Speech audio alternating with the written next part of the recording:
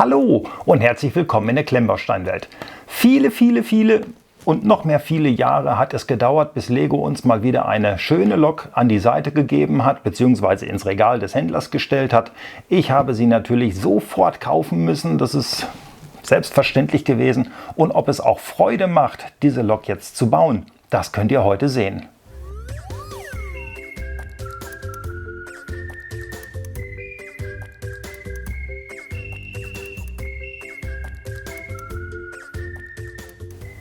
(10.277) und ein Karton, über den man mal reden kann. Der ist nicht neutral, der ist gespickt mit Bildern und Buchstaben. Die gucken wir uns mal so ein bisschen an. Es wird jetzt hier immer mal so ein bisschen blenden, aber ich denke mal, im Großen und Ganzen wird sie jeder schon gesehen haben. Das Krokodil der Schweizer Eisenbahn. Größter Wehmutstropfen, wie ich finde, braun. Das Krokodil ist irgendwie grün, so habe ich das in Erinnerung. Es gab das Braune, braucht man gar nicht drüber reden, aber ein Krokodil gehört irgendwie, hat man das so drin, hat grün zu sein. Das ist einfach so, auch wenn ein Krokodil ja in Wirklichkeit, wenn man mal eins sieht, nicht wirklich knallegrün ist, wie man sich das immer vorstellt, aber dennoch hätte man es grün machen können. Es ist ein 18 Plus Modell. Ich gehe mal davon aus, auch jeder andere wird das bauen können. Das ist überhaupt nicht die Frage, aber wir haben hier wirklich etwas, was die Erwachsenen ansprechen soll. Wir haben, auf der Seite nochmal eine schöne Detailzeichnung. Hier unten ich bin schon wieder auf der falschen Seite. Hier ist die Möglichkeit des Power-Ups gegeben. Auch das ist hier erwähnt und wir haben nochmal eine schöne Ansicht von der Lok. Ansonsten jede Menge Blabla auf der Seite. Und hier nochmal den Hinweis, dass es Ready for Power Up ist. Ich denke mal, wir gucken hier gar nicht großartig noch weiter drauf. Jeder hat mal einen solchen Karton gesehen. Wir gucken lieber rein, denn da ist ja das, was wir sehen und haben möchten. Dafür haben wir ja das Geld ausgegeben. Oder wie man immer wieder sieht, einige würden das Geld gerne ausgeben, können es aber nicht, weil sobald dieses Krokodil erscheint, ist das Krokodil ja auch schon wieder weg, wie in der freien Wildbahn. Es kommt, kaum ist es da, ist es schon wieder weg. Das Handbuch, ich kann es ja gleich rausholen. Der Sticker für die Fliese auch gleich hiermit als erstes zu sehen, damit wir gleich die Illusion beerdigen können, dass wir hier vielleicht, vielleicht eine Fliese haben, die mit Prinz versehen ist. Nee, also so spendabel ist Lego dann da doch nicht. Es wird vielleicht mal noch so kommen. Mal schnell einen Blick hier reingeworfen, der verrät uns im Grunde genommen nicht wirklich viel, außer dass man dahergegangen ist und hat einen schwarzen Hintergrund und macht diese ganzen dunklen Sachen auf einem schwarzen Hintergrund. Ist vielleicht nicht die Allheillösung, aber ich denke mal, das wird schon funktionieren. Hier auch in der Bauanleitung eine Bedienungsanleitung für den Teiletrenner. Wer also noch nie einen Teiletrenner benutzt hat, sollte sich unbedingt ein Lego-Set kaufen, denn hier wird erklärt, wie man damit umgeht.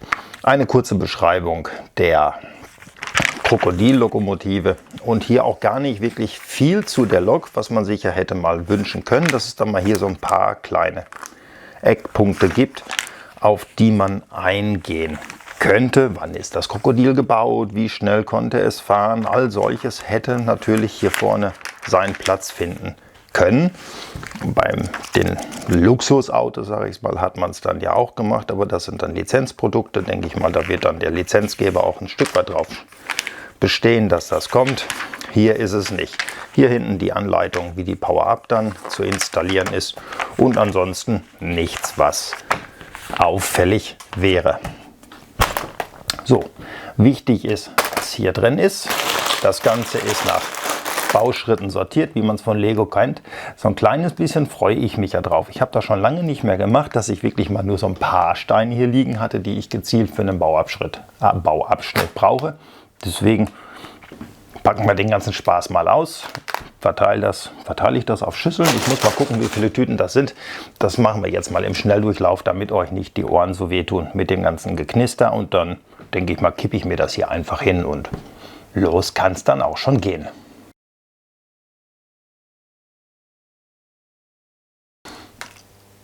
1200 und ein paar kaputte, 1271 sind es, glaube ich, Teile verteilt auf 4 Bauabschnitte. Und das hier ist der erste Bauabschnitt. Ich sehe hier schon Gleise drin, ja, so ein paar Schienen sehe ich hier drin. Das wird also, denke ich mal, erst der Sockel sein. Also das ist wirklich wahnsinnig überschaubar, was da zum ersten Bauabschnitt gehört.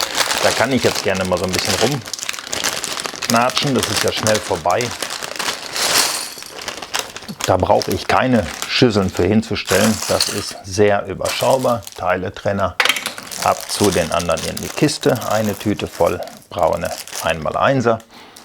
Alles also wirklich sehr überschaubar, viel braucht man hier nicht für den ersten Bauabschnitt. Das zieht sich auch so durch, also man braucht hier wirklich nicht viel. Etwas über 1000 Steine ist natürlich schon beherzt, das auf so viele Bauabschnitte zu verteilen. Aber nun gut, es ist so wie es ist. Hier liegt alles, was ich brauche. Ich fange jetzt erstmal an zu bauen.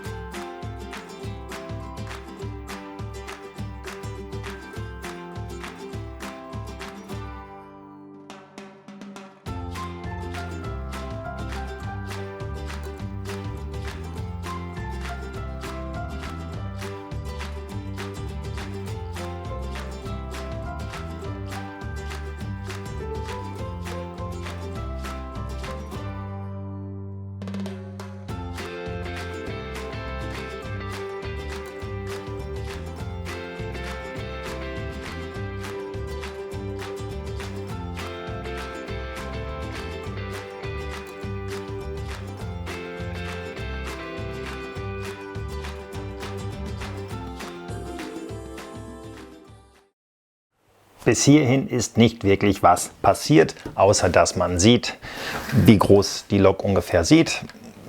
Ärgerlich ein wenig, dass es wirklich an dieser einen Fliese oder an diesem einen Bauteil gescheitert hat, dass man uns hier einen Print draufsetzt. Also ich denke mal, auch wenn das Modell jetzt nicht Premium-Klasse 200 € plus ist, das hätte man uns wirklich gönnen können. Denn alle wissen wir, das wird nicht lange dauern, dann sieht das gruselig aus.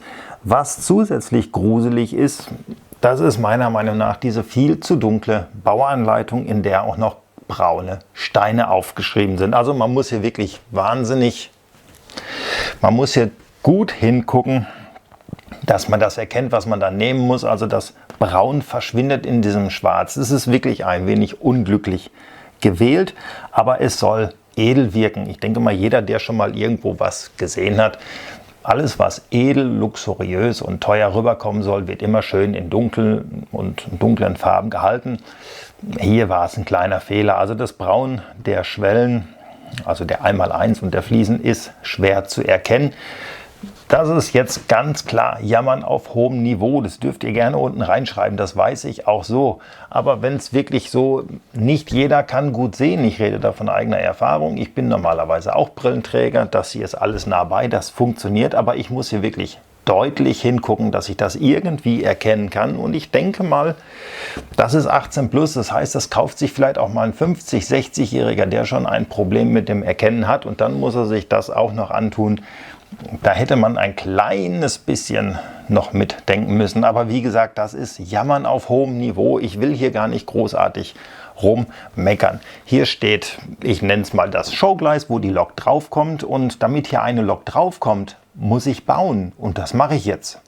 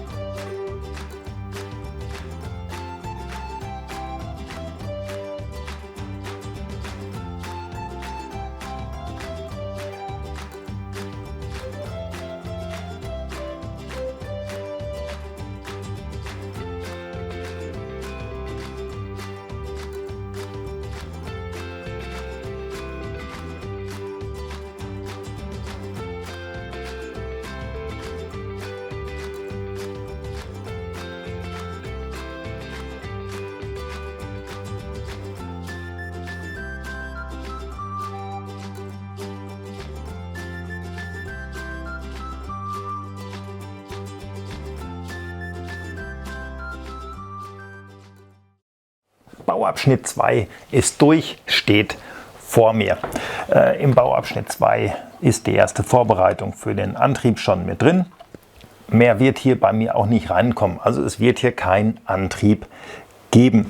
Gedruckte Fliesen sind hier mit drin. Ich halte es mal hier ran. Ihr könnt das also sofort sehen, dass die Typenbezeichnung von dem Zug, also von der Lok, es ist ja kein ganzer Zug, es ist nur eine Lok, die ist uns als Prinz mitgegeben worden und auch für den, ja, kann man erkennen, für den Fahrerstand haben wir so ein bisschen Anzeige in Prinz, wo ich dann immer noch der Meinung bin, warum nicht den hier? Der wäre doch wesentlich wichtiger gewesen als hier oben zwei angedeutete Lüfterräder, die man unter dem Dach sowieso nicht sieht.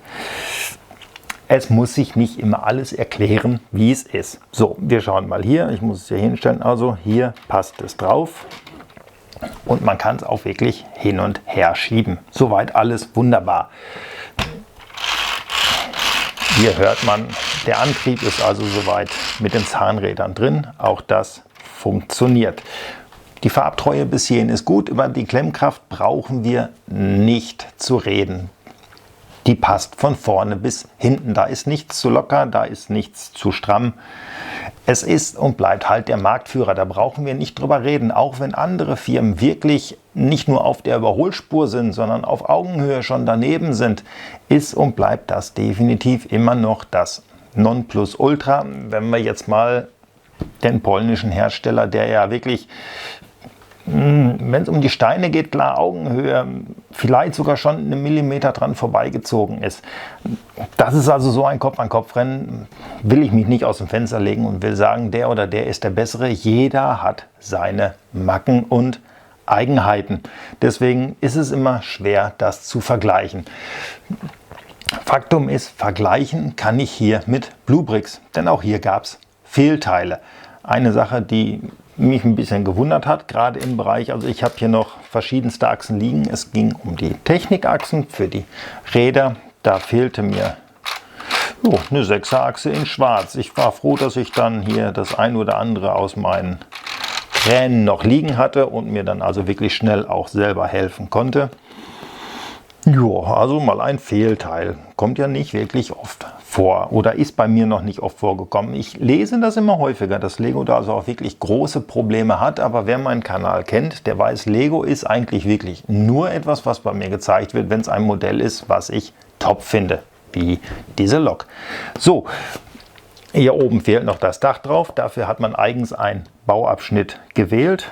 Dann fehlen hier vorne noch die beiden Elemente. Und wie bitteschön soll das funktionieren, wenn ich nicht baue? Also, es geht weiter.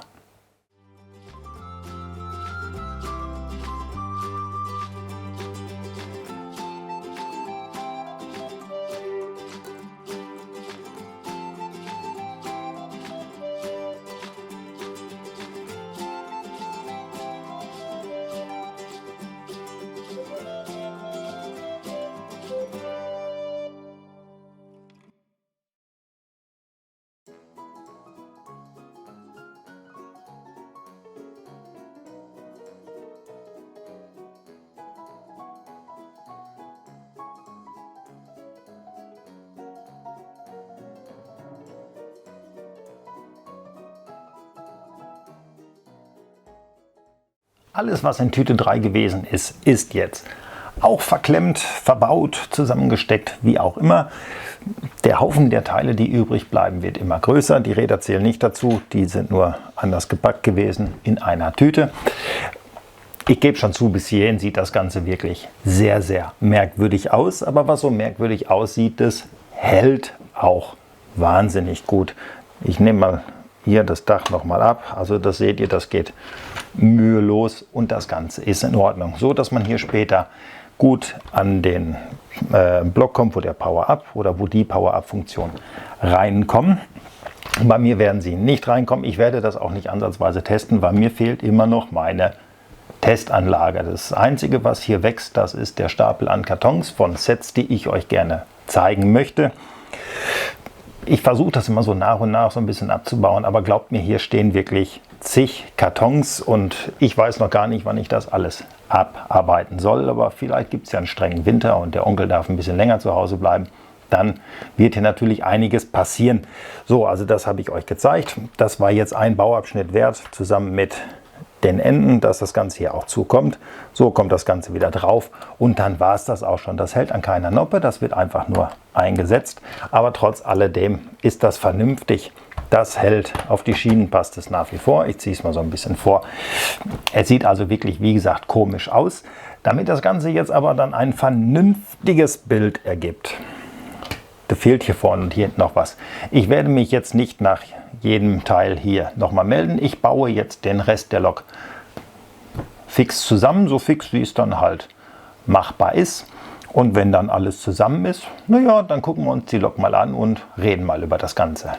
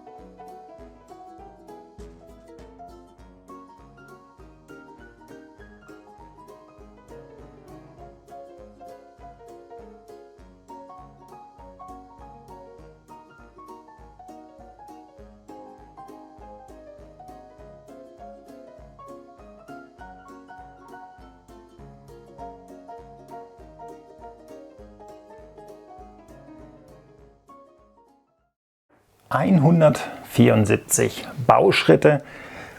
Sie sind im Fluge vergangen. Also man wühlt sich hier durch dieses Projekt und es nimmt ein schnelles Ende. Also das geht wirklich wahnsinnig schnell von der Hand.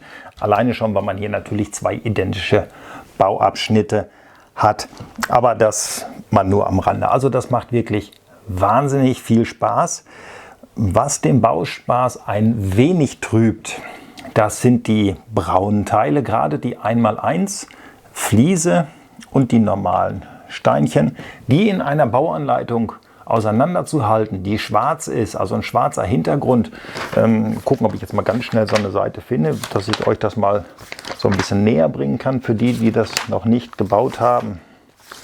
Das war so ein Bauschnitt, man sucht auf einmal seine Teile wie verrückt, findet sie aber nicht, weil man das nicht auseinanderhalten kann, weil man denkt, man braucht jetzt ein 1x1 und dabei brauchte man eine 1x1 Fliese. Das ist jetzt, vielleicht sieht man es auch schon in der Teileliste. Ich muss jetzt mal gucken, oder ob ich einfach nur der Blinde bin. Nee, also man kann, ich weiß nur nicht, ob die Kamera das jetzt rüber transportieren kann. Also so sieht das Ganze aus in braun. Also da ein 1x1 und eine 1x1 Fliese auseinanderzuhalten, wahnsinnig schwierig. Da muss man dreimal hingucken, damit man das Ganze bewerkstelligen kann. Aber das hat nichts mit dem Bauspaß zu tun. Der geht flüssig von der Hand. Dieses Modell ist so schnell fertig. Wenn ich auf die Uhr gucke, dann denke ich, ups, ist ja doch schon ganz schön spät. Es kam mir vor, als hätte ich hier 10 Minuten gebaut. Also vielleicht irgendwie so lange, wie das Video geht. Nein, ich glaube, ein paar Minuten länger wird es gehen. Jetzt ziehe ich gleich den Pin raus. Eigentlich wollte ich nur hier auch, also die Pins halten in den Steinen offensichtlich nicht ganz so gut, weil ich wollte euch nämlich mal was zeigen.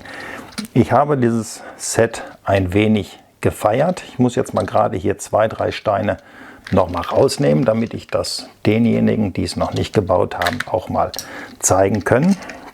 Und zwar vermute ich so ein bisschen, ich kann es nur vermuten, dass der Klaus irgendwann mal nachts, also der Klaus von Bluebricks, irgendwann mal nachts bei Lego eingebrochen ist und hat sich an der Bauanleitung zu schaffen gemacht, da hier blaue Steine verbaut sind. Und das kennen wir ja von Bluebricks, die mitunter blaue Steine in ihren Sets haben, damit man halt so ein bisschen erkennt, wo die Sets herkommen. Das ist nur so ein kleiner Effekt am Rande. Also ich habe es wirklich gefeiert, als ich hier auf einmal die blauen Steine gesehen habe. Ansonsten ist das natürlich hier auch eine Lego-typische Geschichte.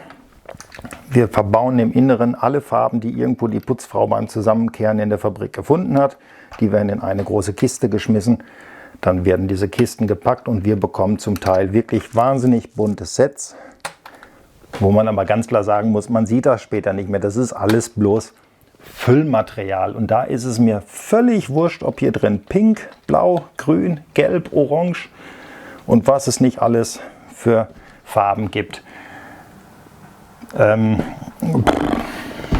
Ihren Platz finden. So, jetzt, wenn ich mir das Ganze hier so angucke, was ich aber im Vorfeld gleich sagen möchte, ich habe so ein bisschen Bedenken, diese Lok dann fahren zu lassen. Also ihr seht das schon, ich nehme hier nur ein bisschen was hoch und das ist, wie ich das auch bei Bluebricks schon öfter mal oder eigentlich immer sehe, bei größeren.